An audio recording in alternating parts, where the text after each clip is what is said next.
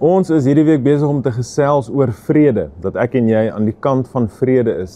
Ons is nie deel van enige oorlog nie, want my en jou oorlog is reeds gewen deur die bloed van ons Here Jesus.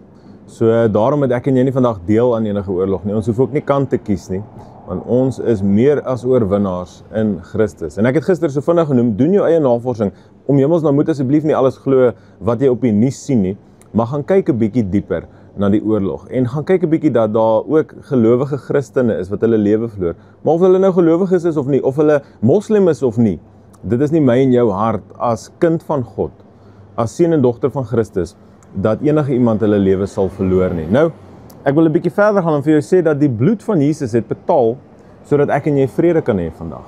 Sodat ek en jy geensins in oorlog gewikkel hoef te wees. En Kolossense 1, vers 19 en 20 kom deel Paulus met ons. Hy sê, want dit het die Vader behaag dat in hom die ganse volheid sou woon, en dat hy deur hom alles met homself sou versoen, nadat hy vrede gemaak het deur die bloed van sy kruis. Hoor mooi, nadat hy vrede gemaak het deur die bloed van sy kruis.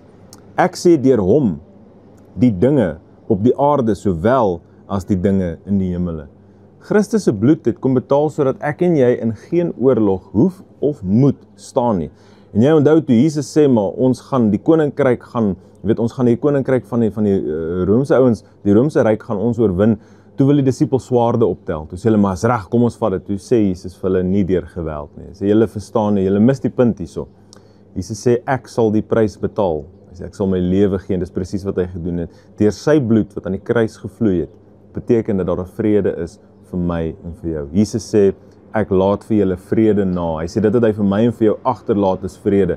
Nêrens het Jesus gesê, hoor hierso, ek laat vir julle vrede na, maar spandeer die res van julle lewe in 'n oorlog. Of maak seker dat julle kant kies tussen sekere mense, want is okay as 'n Palestynse seentjie of dogtertjie hulle lewe verloor, solank dit net nie 'n Israeliet is nie, om hemelsnaam.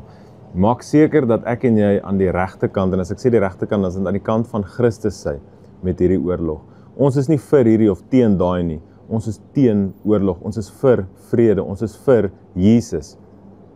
Ek sit op die vliegtuig op pad Turkye toe langs 'n moslimvrou. En op 'n stadium begin ons gesels oor geloof, en ek beleef dat sy is oop vir hierdie gesprek, en ons het 'n wonderlike gesprek, wat ek en sy net gesels, en wat sy vir my sê, wat sy glo en hoekom sy dit glo.